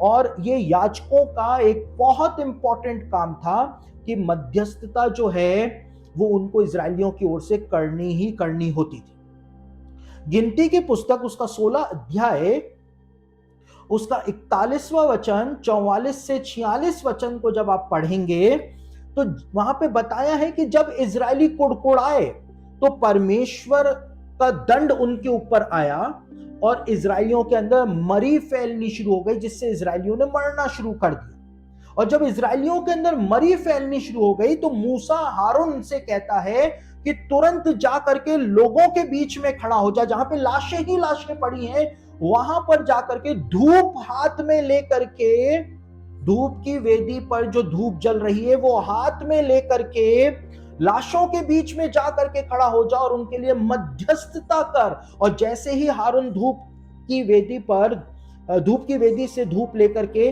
लाशों के बीच में जाकर के खड़ा हो जाता है और धूप का धुआं लेकर के मध्यस्थता करता है, वहां पे लिखा है तुरंत मरी जो है वो थम जाती है, तुरंत मरी रुक जाती है। तो ये याजकों का काम हुआ करता था कि वो इजरायलियों की तरफ से मध्यस्थता करें। और गिनती उसका 16 अध्याय उसके 47वें वचन के अंदर भी पढ़ेंगे तो यही बात बताई हुई है, 48वें वचन में पढ़ेंगे तो भी यही बात बताई हुई। यानी याजकों का काम हुआ करता था कि वो मध्यस्थता करें। यीशु मसीह हमारे लिए मध्यस्थता करता है, लेकिन वो महायाजकीय मध्यस्थता करता है। यीशु मसीह हमारे लिए, जो कि हम याजकों का समाज है, हमारे लिए मध्यस्थता करता है। लेकिन ये हमारा काम है कि हम जो दूसरे जो लोग हैं, साधारण जो लोग हैं, जो अविश्वासी भी हैं और जो विश्वासी भी हैं, हम निरंतर प्रार्थना के द्वारा उनके लिए मध्यस्थता करें। क्योंकि जब हारून धूप लेकर के खड़ा हुआ था तब ही मरी रुकी थी। उसी प्रकार से मध्यस्थता जो है वो सिर्फ प्रार्थना के द्वारा ही की जा सकती है और किसी तरीके से नहीं की जा सकती है। क्योंकि लिखा हुआ है कि बताया हुआ है कि धूप का धुआं जो है वो प्रार्थना का प्रतीक होता है और प्रार्थना का प्रतीक ही उसको बताया गया है। तो याजक लोग जो हुआ करते थे वो इजरायलियों और विपत्तियां जो होती थी उसके बीच के अंदर आकर के खड़े हो जाया करते थे। वो मध्यस्थता किया करते थे अपने प्रार्थनाओं के द्वारा और हाथ में धूप लेकर के वो मध्यस्थता किया करते। तो विपत्तियों के और इजरायलियों के बीच में खड़े कौन होते थे? याजक लोग खड़े हुआ करते थे। और इसीलिए परमेश्वर कहता है यहेजकेल की पुस्तक उसका 22 अध्याय उसके 30वें वचन में कि मैंने एक ऐसा पुरुष ढूंढना चाहा, एक ऐसा व्यक्ति ढूंढना चाहा जो मेरे और इजरायलियों के बीच में खड़ा हो जाए, स्टैंडिंग इन द गैप हो जाए। वो गैप जो हमारे बीच में आ गया उसमें एक व्यक्ति आकर के खड़ा हो जाए, लेकिन मेरे को कोई भी नहीं मिला, परमेश्वर कहता है। एक याजक जो होता था वो उस गैप के अंदर खड़ा होता था। वो बहुत भयानक जगह हुआ करती थी क्योंकि याजक के ऊपर भी परमेश्वर का दंड जो है वो आ सकता था, लेकिन उसके बावजूद याजक जो है वो मध्यस्थता किया करते थे। और यही काम नए नियम के याजक जो हैं, हम लोग जो हैं, हमको सौंपा गया है क्योंकि हम याजकों का समाज, पवित्र वंश है, चुना हुआ वंश है। ये काम हमको करना है, पूरी दुनिया के लिए करना है। जो लोग शैतान के सताए हुए हैं, जो बीमारियों के अंदर फंसे हुए हैं, पीड़ाओं के अंदर फंसे हुए हैं, हमको बीच के गैप के अंदर खड़ा होकर के उनके लिए मध्यस्थता करनी है, ताकि परमेश्वर का सामर्थ्य जो है वो उतर सके और जिन परेशानियों में, तकलीफों के अंदर वो फंसे हुए हैं, वहां से वो बाहर निकल सके और उनके ऊपर दंड जो है वो नहीं आने पाए, वो वहीं पर ही रुक जाने पाए। तो इस प्रकार से ये एक और काम हुआ करता था जिसको याजकों के द्वारा किया जाता था। एक और काम जो है वो याजक लोग किया करते थे, जो यीशु मसीह हमको करने के लिए बोल करके गया है।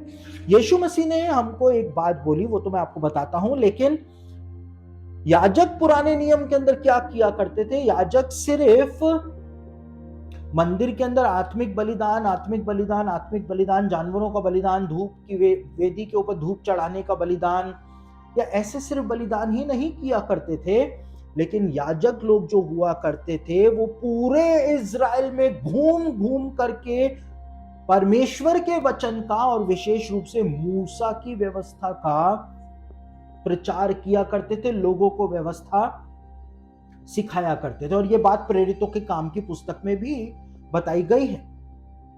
तो याजक लोग जो हुआ करते थे वो परमेश्वर के वचन को फैलाते थे, पूरे इज़राइल के अंदर फैलाते थे, लोगों को परमेश्वर का वचन सिखाते थे।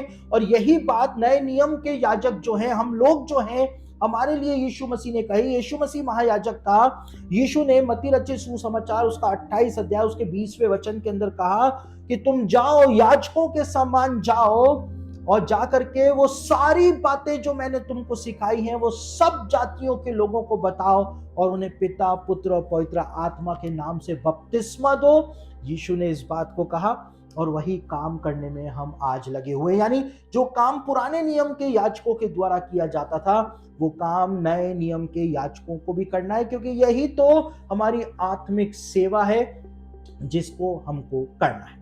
अब कुछ एक बातें और रह गई हैं जो बता करके मैं अपना संदेश समाप्त करूंगा और उसके बाद आप सब लोगों के लिए प्रार्थना भी करूंगा। तो याजकों का एक और काम हुआ करता था। याजक लोग जो हुआ करते थे वो हर सप्ताह सबत के दिन भेंट की रोटियों की मेज जो हुआ करती थी पवित्र स्थान में, उस भेंट की रोटियों की मेज पर 12 रोटियां जो हैं वो परमेश्वर के सामने, गर्मा गर्म रोटियां जो हैं वो परमेश्वर के सामने रखी जाती थी, सजाई जाती थी उस टेबल के ऊपर।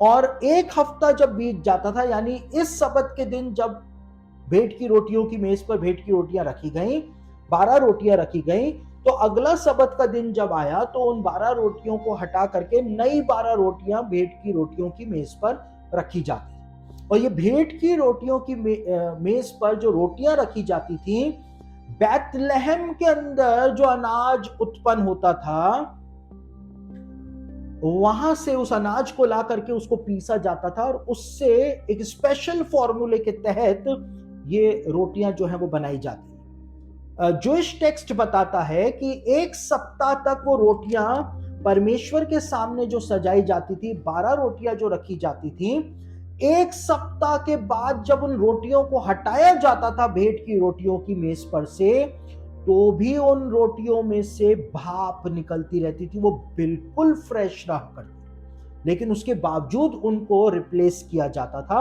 और जो 12 रोटियां होती थी उनको याजक लोग बैठ करके खाया करते थे। लेकिन बैतलहम के आटे से बनी हुई, जो बैतलहम के अंदर उत्पन्न होता था जो अनाज, उसके आटे से बनी हुई भेंट की रोटियां जो है परमेश्वर के सामने रखी जाती थी। अब बैतलहम के अंदर ही यीशु मसीह का जन्म हुआ था। यीशु मसीह को परमेश्वर का वचन बोला गया है। रोटी जो है उसको बाइबल के अंदर परमेश्वर के वचन का प्रतीक बताया गया। और 12 रोटियां जब परमेश्वर के सामने रखी जाती थी, जो एक सप्ताह तक भी फ्रेश रहती थी, बाद में याजक लोग उनको खाया करते थे और उसके बाद नई रोटियां रखी जाती थी। आपको जान करके हैरानी होगी कि रोटी जो कि परमेश्वर का वचन है, 12 रोटियां परमेश्वर के सामने रखी जाती थी हर सप्ताह। उसी प्रकार से बाइबल के अंदर भी 12 ही मेन डॉक्ट्रिन्स, 12 ही मेन शिक्षाएं जो हैं वो पाई जाती हैं, जैसा कि प्रोफेसी स्कॉलर्स बताते हैं। और प्रति सप्ताह, हर सप्ताह जो है वो याजक जो हुआ करते थे, जैसा वो उन रोटियों को बदला करते थे, उनको खाया करते थे, उसी प्रकार से हम जो कि याजकों का समाज हैं, हमको हर सप्ताह उन 12 डॉक्ट्रिन्स को याद करना है, उन 12 डॉक्ट्रिन्स पर मनन करना है जो वचन के अंदर दी गई हैं, और इस प्रकार से हम परमेश्वर के वचन के अंदर आगे बढ़ पाएंगे, आत्मिक रूप से आगे बढ़ पाएंगे। हम उन 12 मेन डॉक्ट्रिन्स को कभी नहीं भूल पाएंगे, क्योंकि आज हर जगह के ऊपर बाइबल के प्रति गलत शिक्षाएं दी जा रही हैं। आपको यदि गलत शिक्षा से बचना है तो आपको परमेश्वर के वचन की उन डॉक्ट्रिन्स के बारे में, उन शिक्षाओं के बारे में मालूम होना चाहिए। उनको हर सप्ताह याद करें, उनको हर सप्ताह सीखें, तब जाकर के आप परमेश्वर के वचन के अंदर स्थिर रह पाएंगे। तो ये याजकों का काम हुआ करता। अब एक आखिरी बात जो कि बहुत ही इंटरेस्टिंग बात है, जिसके ऊपर आपने कभी शायद ध्यान भी नहीं दिया होगा। लेव्य व्यवस्था उसका 16 अध्याय उसके 4 वचन के अंदर याजकों के वस्त्रों के बारे में, उनके गारमेंट्स के बारे में बताया गया है। और याजकों के गारमेंट्स के लिए बताया गया है कि वो गारमेंट्स जो है वो पवित्र गारमेंट्स हैं, वो पवित्र वस्त्र हैं। उनको वहां पर पवित्र वस्त्र कहकर के ही संबोधित किया गया है। लेकिन याजक जो हुआ करते थे वो उन वस्त्रों को तब तक नहीं पहन सकते थे जब तक कि वो एक विशेष संस्कार से होकर के गुजर ना जाए। और वो विशेष संस्कार क्या हुआ करता था, उसको बहुत ध्यान से सुने, आपको सब कुछ समझ में आ जाएगा। जब एक हारून के वंश का लड़का 30 साल की आयु का हो जाया करता था, तो याजक उसको मंदिर के अंदर लाया करते थे, और मंदिर के अंदर एक पानी का टैंक हुआ करता था, और उस पानी के टैंक के अंदर याजक लोग उस जवान लड़के को लेकर के जाते थे और उसमें उसको डुबकी लगवाया करते थे, बपतिस्मा दिया करते थे। और जैसे ही वो जवान लड़का पानी में डुबकी लगा करके ऊपर आया करता था, तो उस समय का जो महायाजक हुआ करता था वो उस जवान लड़के की तरफ अपना हाथ बढ़ाता था और जोर से चिल्ला करके कहता था कि तू मेरा प्रिय पुत्र है जिससे मैं अत्यंत प्रसन्न हूं। यीशु के बपतिस्मे के समय जो हुआ वो भी यही हुआ था। जो काम महायाजक किया करता था वो इस दुनिया के सबसे बड़े महायाजक ने स्वर्ग से कर दिया था। परमेश्वर की आवाज स्वर्ग से आई थी कि ये मेरा प्रिय पुत्र है जिससे मैं अत्यंत प्रसन्न हूं। तो याजक जो हुआ करता था उसको एक संस्कार लेना पड़ता था, बपतिस्मे का संस्कार लेना पड़ता था, और जब वो पानी में डुबकी लगा लिया करता था उसके बाद ही उसको ये पवित्र वस्त्र पहनने का अधिकार दिया जाता था, जो कि लेव्य व्यवस्था 16 अध्याय उसके 4 वचन के अंदर बताए गए हैं। और नए नियम के अंदर भी बताया हुआ है कि जो विश्वास करे और बपतिस्मा ले सिर्फ उसी का उद्धार होगा। आज कई सारे लोग हैं वो कहते हैं हमने यीशु मसीह पे विश्वास कर लिया और वो बपतिस्मा नहीं लेते हैं। कुछ लोग बपतिस्मा शब्द के ऊपर विवाद करते हैं। जो विवाद करता है उसको विवाद करने दीजिए, वो कभी किनारे नहीं पहुंच सकता है, क्योंकि उसको पौलुस कहता है बीमारी है शब्दों पर तर्क वितर्क करने की, उसको बीमारी है, उसको उसकी बीमारी में खुश रहने दीजिए, क्योंकि बीमारी जब बढ़ जाती है तो वो मृत्यु उत्पन्न करती है। उसका अंजाम हम बाद में देख लेंगे।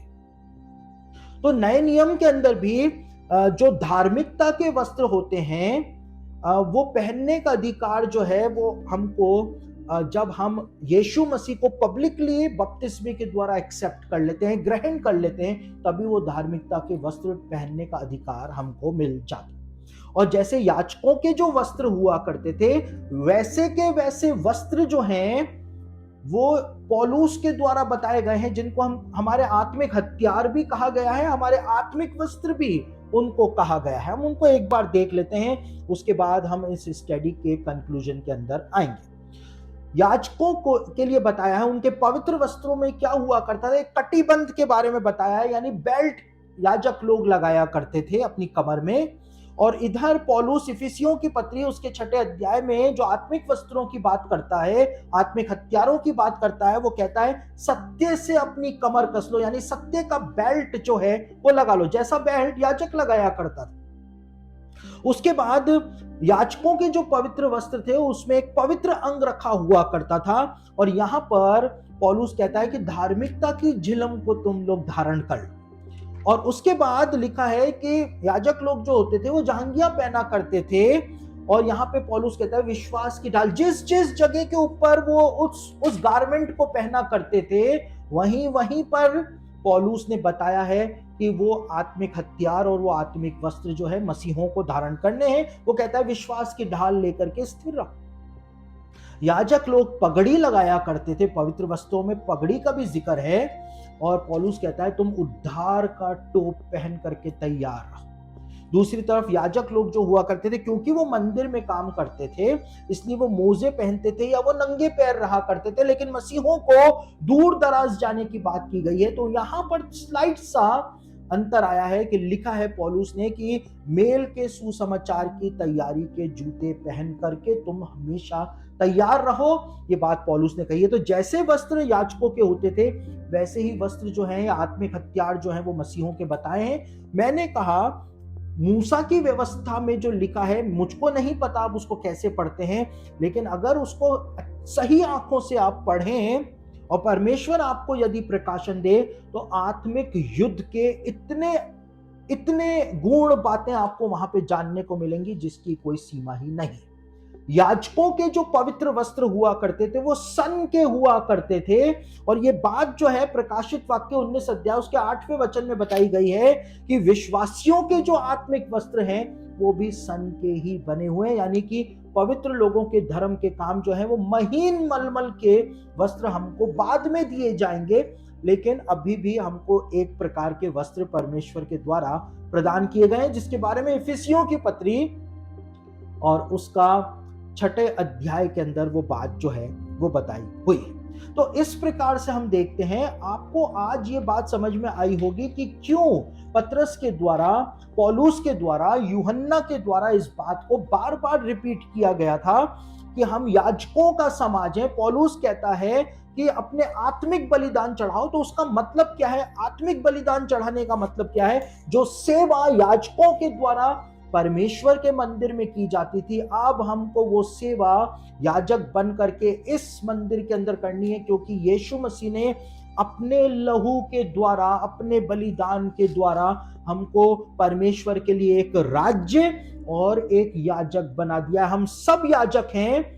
और ये प्रीस्टहुड अब सिर्फ हारून के वंश तक सीमित नहीं है, लेकिन परमेश्वर ने इस प्रीस्टहुड को सबके लिए ओपन कर दिया है। हम सब याजक का काम कर सकते हैं, लेकिन सावधानी के साथ करना है। लिखा है मेरी पवित्र वस्तुओं को अगर तुमने अपवित्र किया तो तुम अपने पाप का भार उठाओगे और तुम मर भी जाओगे, दंड तुम्हारे ऊपर आ जाएगा। शैतान का दंड नहीं, परमेश्वर का दंड तुम्हारे ऊपर आ जाएगा। तो हम सब याजक हैं जिनको नया नियम याजक घोषित करता है। हमको अपनी आत्मिक सेवा परमेश्वर के लिए करनी है और हमको अपनी जिम्मेदारी को समझना है। ये कोई छोटा काम नहीं है, ये बहुत बड़ा काम है। हमको परमेश्वर ने अपना याजक डिक्लेयर किया है, इससे बड़ी बात और क्या हो सकती है। तो मैं अब अपने वचन को यहीं पर ही समाप्त कर रहा हूं। मैं सोचता हूं कि आज आत्मिक जीवन का एक नया पहलू जो है वो निकल करके आपके सामने आया होगा। मैं आशा करता हूं कि इस संदेश से आप लोगों के आत्मिक जीवन के अंदर एक बड़ा बदलाव भी आने पाएगा। और आप जब इस वचन को और बार बार सुनेंगे तो भी इसको सुनने के द्वारा परमेश्वर और कई सारे नए प्रकाशन आपको प्रदान कर देगा। तो 2013 में ये प्रकाशन परमेश्वर ने मुझको प्रदान किया था, जो आज 2023 में मैंने आपके सामने रखा है। और ये पहली बार है जब मैंने इस विषय के ऊपर प्रचार किया है, लोगों के सामने इस टीचिंग को रखा है। तो अब मैं आप सब लोगों के लिए प्रार्थना करने जा रहा हूं। आप भी हमारे साथ मेरे साथ प्रार्थना के अंदर सहभागी हो जाएं। और बहुत सारे लोगों के हमारे पास ऑफिस के अंदर फोन कॉल्स आ रहे हैं, मैसेजेस आ रहे हैं कि जब वो इस प्रार्थना के अंदर सहभागी होते हैं, जो हमारे ऑनलाइन कोर्सेज की जो प्रार्थना है इसके अंदर जब वो शामिल होते हैं, तो कैसे बड़े बड़े मिरेकल्स उनके जीवन में हो रहे हैं। कितनी गवाहियों के मैसेजेस जो हैं हमको ऑफिस के अंदर प्राप्त हो रहे हैं। जिनके नाम पवित्र आत्मा मेरे द्वारा बुलवाता है, वो लोग किस प्रकार से फोन कर रहे हैं, मैसेजेस कर रहे हैं। परमेश्वर किसी भी तरह से काम कर सकता है। तो यदि आप विश्वास के साथ इस प्रार्थना के अंदर जुड़ते हैं तो एक जीवित गवाही आपको भी परमेश्वर देने जा रहा है। तो चलिए हम मिलकर के एक साथ प्रार्थना करते हैं, क्योंकि जहां 2 या 3 एक मन के हो जाते हैं तो वहां उनकी प्रार्थनाएं स्वर्ग में सुन ली जाती। हम प्रार्थना करते हैं। सर्वशक्तिमान पिता परमेश्वर प्रभु, आपके लोग जो आपके नाम के कहलाते हैं, इन्होंने दीन होकर के आपके वचन को सुन लिया है। प्रभु जी, आपसे प्रार्थना करता हूं कि आप वचन के इस बीज को खाली ना जाने दें, लेकिन ये फलवंत होने पाए।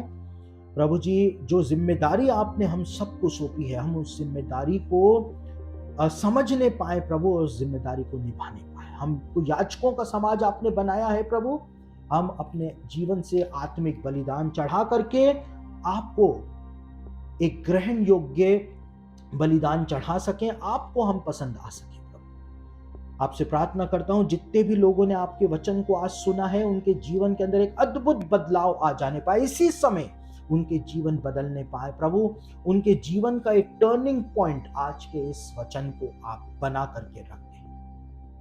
आप प्रभु, जितने भी लोग हमारे साथ इस समय जुड़े हुए हैं, उन सब के लिए प्रार्थना करता हूं, उन सबको आप आशीष दें, उनको ब्लेस करें, उनके हाथों के कामों को आशीष दें, उनके घर में जो कुछ भी कमा करके लाते हैं उसके ऊपर आपकी ब्लेसिंग होने पाए।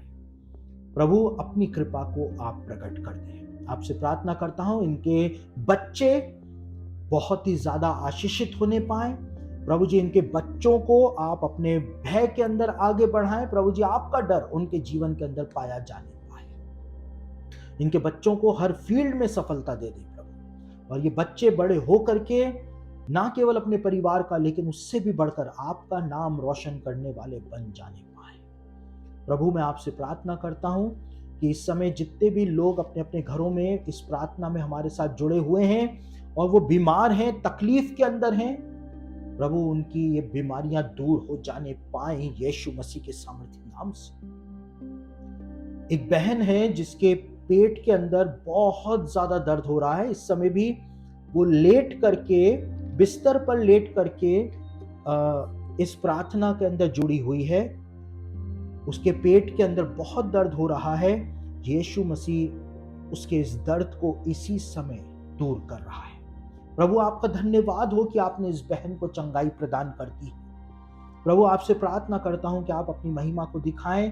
प्रभु जी, इनके दर्द को, पीड़ा को यीशु मसीह के सामर्थी नाम से आप दूर कर दें। प्रभु, जितने भी जवानों की अभी तक विवाह नहीं हुआ है, आप उनके लिए योग्य जीवन साथी का चुनाव करके प्रभु इनके विवाह कराएं, इनका जीवन वेस्ट ना होने पाए। प्रभु, आपसे प्रार्थना करता हूं आप इनको ब्लेस करें। जिनके पास नौकरियां नहीं हैं, उनको अच्छी नौकरियां मिल जाने पाए यीशु मसीह के सामर्थी नाम से। जितने भी बीमार हैं, हॉस्पिटल्स के अंदर हैं, उनको भी आपके सम्मुख ले आते हैं। आपसे प्रार्थना करते हैं कि आप अपने सामर्थ को उंडेल दें, वो आश्चर्य कर्म कर दें प्रभु, कि डॉक्टर भी हैरान हो जाने पाए, क्योंकि आपका सामर्थ प्रकट हो जाने पाए। प्रभु, अपनी कृपा को आप दिखाएं।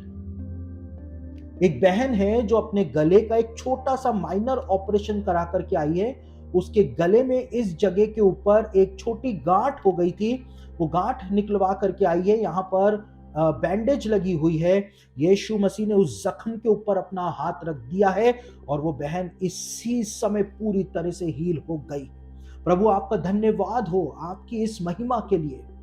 प्रभु, अपनी कृपा को आप प्रकट करें। मैरी नाम की एक बहन मुझको सुन रही है। बहन मैरी, यीशु मसीह ने तेरे दुख को और तेरी तकलीफ को देख लिया है और तेरी प्रार्थनाओं को सुन लिया है, और यीशु मसीह इसी समय अपना सामर्थ तेरे ऊपर उंडेल रहा है। प्रभु, आप मैरी के जीवन को अपने सामर्थ से भर दें। प्रभु, अपनी कृपा को प्रकट कर दें। जिन बातों को लेकर के ये परेशान है प्रभु, वो सारी बातें इसके जीवन से दूर होने पाए और आपकी शांति इसके जीवन के अंदर उतर जाने पाए। प्रभु, अद्भुत महिमा को आप प्रकट करें। इनके घरों के अंदर आपके पवित्र आत्मा का प्रकाश चमकने पाए। जैसे आपने कहा उजियाला हो तो उजियाला हो गया, वैसे ही इनके अंधियारे जीवनों में, इनके घरों के अंदर आपका उजियाला चमक जाने पाए। प्रभु, मैं इनको आपके हाथों में सौंप देता हूं। जो निराश हैं, हताश हैं, जितनी बहनों के पास संतानें नहीं हैं, वो निराशा के अंदर हैं, प्रभु जी उनको संतानें मिल जाने पाए यीशु मसीह के सामर्थी नाम से। आपके वचन के सामर्थ को मैं उन बहनों के गर्भ के ऊपर भेज रहा हूं। आपसे प्रार्थना करता हूं कि प्रभु जी इनकी गर्भ आपके वचन के सामर्थ्य से खुल जाने पाए। प्रभु, जैसे आपने वचन दिया था सारा को कि अगले साल तेरे एक पुत्र उत्पन्न होगा, प्रभु जी जिस वचन के सामर्थ्य से सारा ने गर्भ धारण करने की सामर्थ्य पाई थी, वैसे ही प्रभु आपके वचन के सामर्थ्य को मैं हर उस बहन के गर्भ के ऊपर भेज रहा हूं जो संतान उत्पन्न नहीं कर पा रही है। प्रभु, उसको संतान उत्पन्न हो जाने पाए। अपनी महिमा को आप प्रकट करें प्रभु जी, अपने सामर्थ्य को दिखाएं। इनकी सारी बीमारियां यीशु के नाम से दूर हो जाने पाए, कर्जे दूर हो जाने पाए। आप उपाय करें प्रभु और अपनी कृपा को आप दिखा दें। मैं इनको, इनके पूरे घरों को, इनके जीवनों को प्रभु जी यीशु मसीह के लहू में ढकता हूं, यीशु मसीह के सामर्थ्य नाम से, आमीन। तो दोस्तों, आप भी यदि हमारी ऑनलाइन बाइबल स्टडी का हिस्सा बनना चाहते हैं तो आप हमारे टेलीग्राम चैनल को ज्वाइन कर लीजिए, क्योंकि हमारे टेलीग्राम चैनल पर ही ये बाइबल स्टडीज जो हैं वो ऑनलाइन होती हैं। तो सैटरडे और संडे को टेलीग्राम चैनल के ऊपर मैं बाइबल स्टडी लेता हूं। तो यदि आप चाहें तो हमारे टेलीग्राम चैनल से जुड़ सकते हैं। हमारे टेलीग्राम चैनल को कैसे ज्वाइन करें वो आपको नीचे डिस्क्रिप्शन बॉक्स के अंदर सारी डिटेल्स जो हैं वो मिल जाएंगे। हमारे टेलीग्राम चैनल का नाम है सचिन क्लाइव ऑफिशियल। आप उसको ज्वाइन कर सकते हैं, उसमें जुड़ सकते हैं और हमारी ऑनलाइन बाइबल स्टडी जो सैटरडे संडेज को होती हैं, आप इसके अंदर भाग ले सकते हैं। लाइव हमारे साथ जुड़ करके भाग ले सकते हैं और साथ ही साथ आपको जो वर्ल्ड बिब्लिकल न्यूज है वो भी हमारे टेलीग्राम चैनल के ऊपर निरंतर प्राप्त होती रहेगी। तो यदि आप चाहें तो हमारी ऑनलाइन बाइबल स्टडी से हमारे टेलीग्राम चैनल को ज्वाइन करके उससे जुड़ सकते हैं।